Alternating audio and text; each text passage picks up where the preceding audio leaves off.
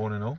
First video in a while. Obviously I didn't do a video for the Chelsea game because obviously the emotion of finishing in the Champions League after the Leicester game, that felt it was almost final and it was just too much. Anyway, thank you for watching this video. Please like, comment and subscribe at the end, ring the little bell, all that sort of thing.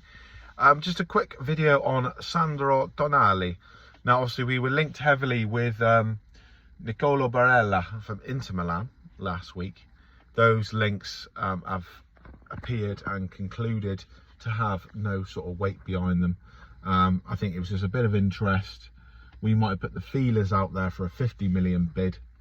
Inter Milan, or people around Inter Milan, have gone, no chance. And that's a bit of a non-starter. But now we've gone to the red side of the San Siro, Sandro Tonali, AC Milan's number 8, excuse me, Italian central midfield player. Primarily a defensive midfielder, but box to box, high energy, high output, high work rate, ticks all the boxes that Eddie Howe wants. Hearing in the early hours this morning that personal terms have been agreed in principle. So hopefully by the end of the week, going into the start of next week, that will be a confirmed done deal.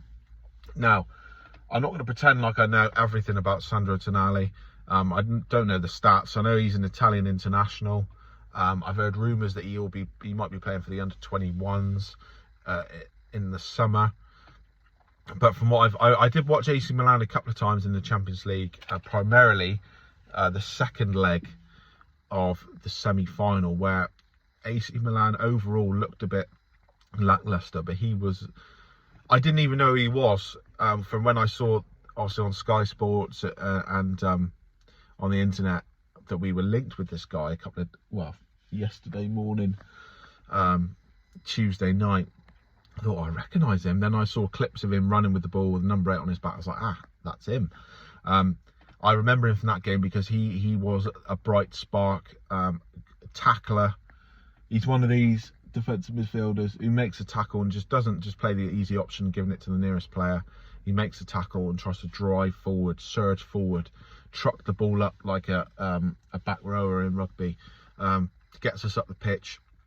He's got the highest energy output, or the highest distance ran, covered, whatever you want to call it, in the AC Milan team over the season, which is good because we need players like that. Eddie Howe likes high energy players who get about the pitch. But yeah, for your standard Italian defensive midfielder, he's a bit different because he's so dynamic. Pace, good looking lad, pacey, powerful, good pass, hell of a delivery with the right foot off of free kicks and corners. I watched a few YouTube highlights yesterday over this course of the season. I think he got 6 or 7 assists just from dead ball alone. Has a great passing range with his right foot, but he's a defensive midfielder who can play box to box. He's got that high energy. If this deal gets over the line, which is likely, that is going to be fantastic because it frees up Bruno Guimaraes to play slightly further forward. He's got another midfielder of similar quality, so he doesn't have to do it all on his own. And a midfield 3 of Bruno Guimaraes, Sandro Tonali, and then Joe Linton, or Joe Willock, or Sean Longstaff, if he continues his form. That's quite something. If you look at the form of those 5 players last season, Bruno, Joe Linton, Willock, Tonali, Longstaff, that is a cracking 5 midfield options for Eddie Howe to select from. It's an exciting signing. It's a bit of a statement signing. No doubt there's other clubs sniffing around. He's an AC Milan boy or man, come through the youth academy, a Milan fan. So to prize him away from his beloved Rossoneri is quite something. It shows the ambition of the club. I'm hearing €70 million, which will tie him roughly as our joint highest signing, record signing, with Alexander Isak from last summer. And if the purse, excuse me, if the purse strings are tight at €75 million budget, which we've heard, this is a significant, 75 million budget, I apologise. This is a significant chunk of that gone. But central midfield was a position that was a priority. Obviously, we lost John Joe Shelvey. Looking back, should we have kept hold of him? Because we were very thin on the ground in the midfield area. Bruno was struggling with an ankle injury.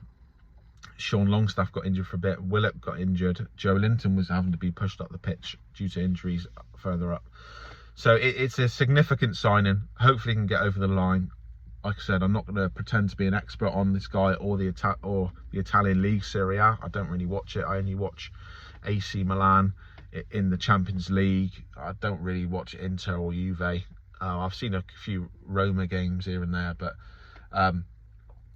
yeah, on the face of it, first impressions, his form last season looks very good.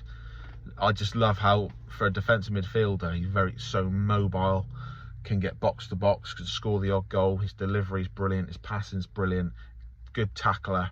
And like I said, my main things that I like about him is his energy, and also he makes a tackle and he drives forward. He doesn't just make a tackle and then back off, give the ball and back off. So he could fit really well into the team.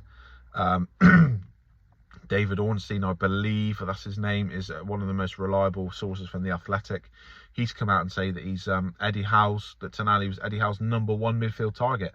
Now that is another feather in the cap of the signing, because we're getting it done early, which we've seen in previous transfer windows since the new regime. That's something that's hampered us a little bit. We've been a bit late, like Anthony Gordon, for example. Botman took two transfer windows. We got mucked around by Ekitike or whatever. So Dan Ashworth, the owners, Amanda Staveley and the like, they're learning how this game works at a higher level of spend and competing with bigger clubs. So it's fantastic if it happens. Be really pleased with this one. He wears the number 8 for Milan. Obviously the number 8 is not available at Newcastle at the minute. Squad numbers, kit numbers is not really that important, but I would like to see him take the number 8 off Gordon. Nothing against Anthony Gordon, it's just, to me, the number 8 should not be a winger. Like when Rooney used to have 8 for Man United. I'm not a Man United fan by any stretch of the imagination, but it just looks a bit weird. Number 8 should be a midfielder. Gordon could take, I don't know which numbers are available, but there'll be some more attacking numbers available, no doubt. But yeah, that's it. I'm not going to go on because I don't know an awful lot about him, but he's impressed me from what I've seen. Looks a solid player. Would be a fantastic asset to this team. Onwards and upwards, up the Toon. Please like, comment, subscribe, as I said. Thank you for watching. Cheers.